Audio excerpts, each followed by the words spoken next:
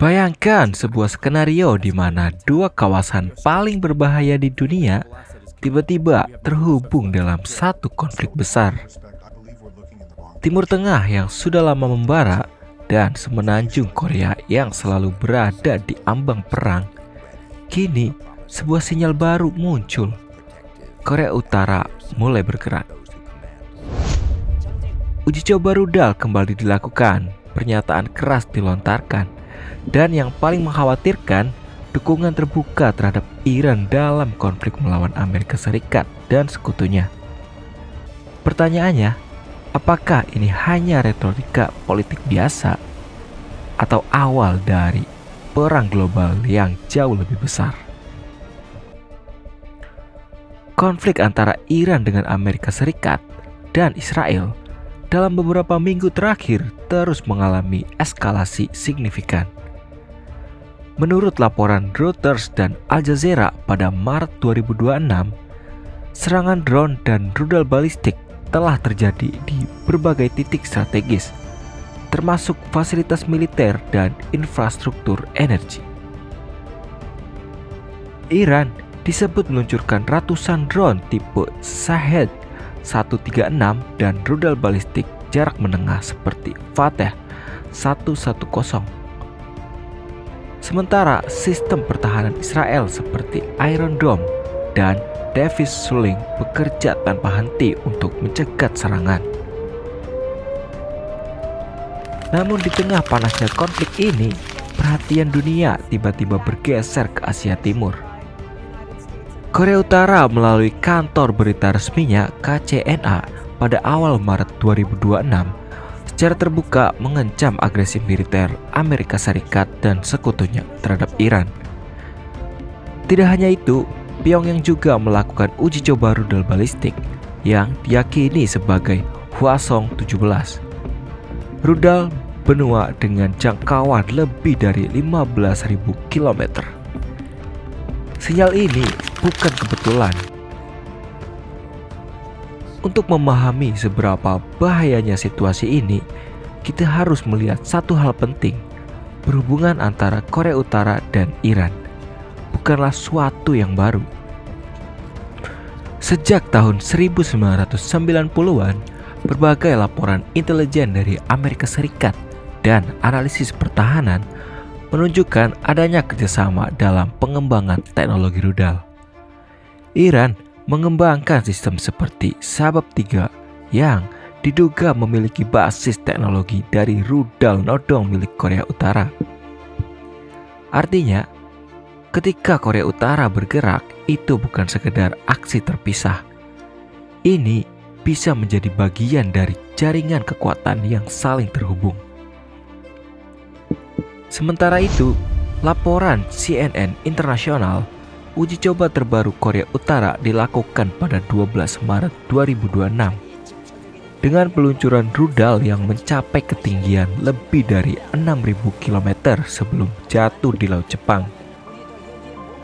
Data ini menunjukkan kemampuan yang semakin mendekati sistem rudal balistik antar benua yang siap operasional.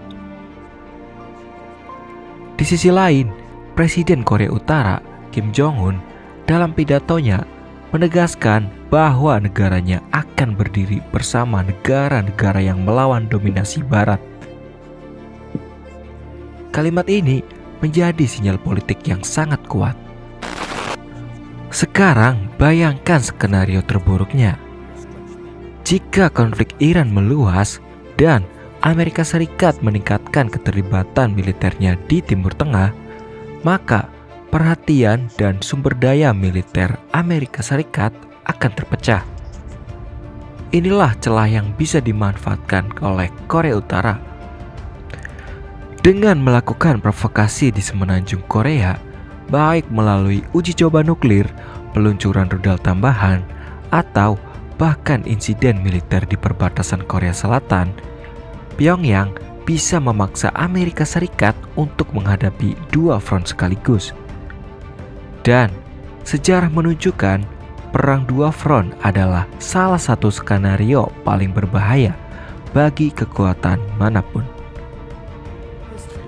Menurut analisis dari Defense News, Amerika Serikat saat ini memiliki sekitar 28.500 personil militer di Korea Selatan, serta sistem pertahanan seperti THAAD dan Patriot Missile System.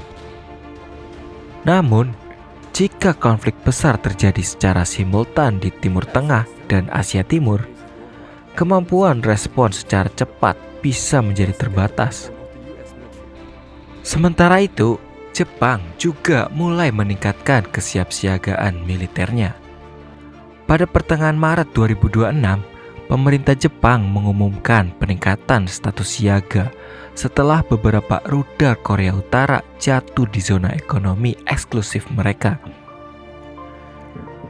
Fakta ini menunjukkan bahwa eskalasi tidak lagi bersifat lokal. Ini sudah mulai berdampak regional, bahkan global. Lebih jauh lagi, ada satu faktor yang membuat situasi ini semakin kompleks. Kemungkinan keterlibatan Rusia.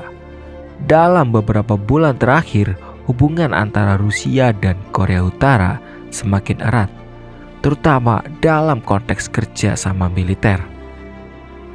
Jika Rusia yang juga memiliki kepentingan strategis di Timur Tengah memilih untuk mendukung Iran secara lebih aktif, maka blok kekuatan baru bisa terbentuk. Iran di Timur Tengah, Korea di Asia Timur, Rusia sebagai kekuatan besar yang menghubungkan keduanya. Sebuah konfigurasi geopolitik yang bisa mengubah peta kekuatan dunia. Namun, pertanyaannya sekarang, apakah Korea Utara benar-benar akan ikut berperang?